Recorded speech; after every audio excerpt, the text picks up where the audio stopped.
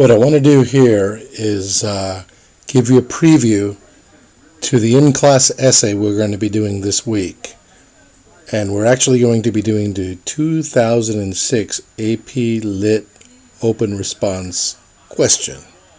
I'm confident we can do well. I'm going to get us ready for this. And so let's look at that prompt. All right, here it is. This comes from the 2006 AP Literature and Composition for Your Response exam essay. And we're only going to use Frankenstein, or knowledge of Frankenstein, to answer this question. Question. Many writers use a natural setting to establish values within a work of literature. For example, the country may be a place of virtue and peace, or one of primitivism and ignorance. Choose a novel or play in which such a setting plays a significant role.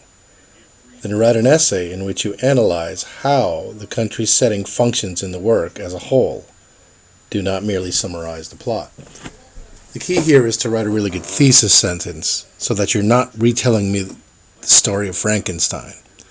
All right, so you have to understand how the country contrasts with the city in Frankenstein, how it's different, and what is its role.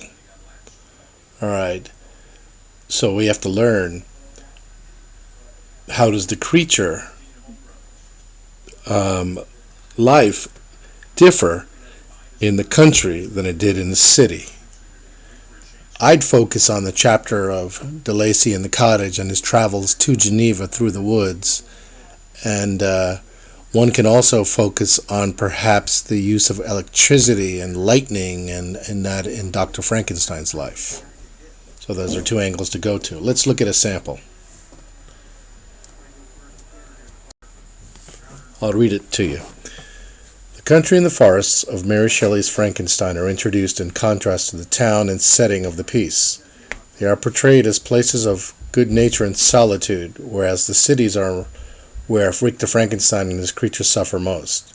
This is the prevailing view of Mary Shelley and the Romantics, that as mankind's become more industrial focused, it is losing the purity that nature brings. All right, notice now in the thesis sentence how persuasive it is.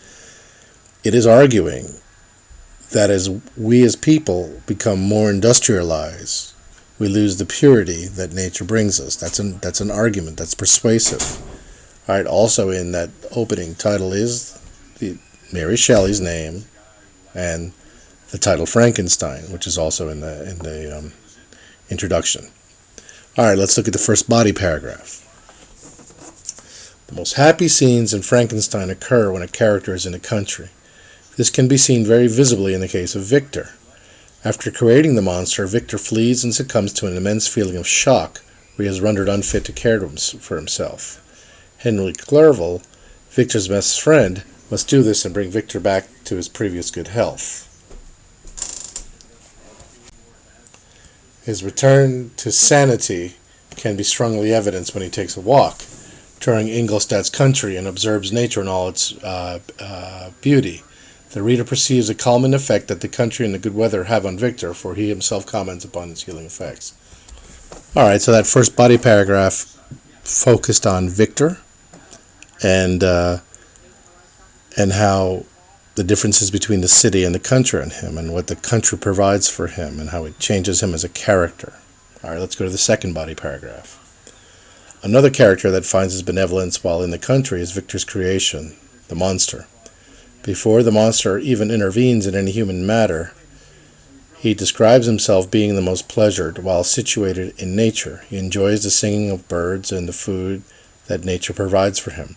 Later, when the creature stumbles upon the cottage of the De Lacys, one would most likely agree that it is during this period of time that the monster is at its pinnacle of piety. The monster watches the cottagers and notices that he steals from the family's food. They go unnourished and become saddened.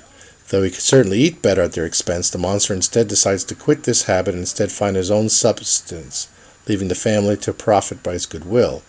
The monster also notes that Felix, the melancholy son of De Lacy Sr., spends most of his time chopping wood, and thus resolves that he, the monster, shall relieve Felix of this task by replenishing the wood stores by night. Not only does the monster help in this environment, but he also learns the most while residing in the country. Felix inadvertently teaches the monster to speak and read. All right, what this section does is focus on the creature and how he benefits from the creature. Now, because this is not an open book test, there's no exact quotes from the novel. They're citing events, but notice that he's not retelling the story. He is just stating events that show that the country has a beneficial effect on him. So that's what's going on in the second body paragraph. All right, let's see the next body paragraph. Thus it is so that the monster is the most joyful and helpful while in the realm of nature. This is a stark contrast to when both of them enter into the cities. Both are treated with hate and scorn. For example, Victor is treated as an insane murderer when he arrives in Ireland, and the monster is obviously chased or beaten when he encounters a sizable group of people. How does this contribute to the tone and theme of the piece as a whole? It shows the view that nature is pristine and innocent, and that where people congregate, such as town, this innocence has been spoiled by man's knowledge, and the ideas have created prejudice and viciousness.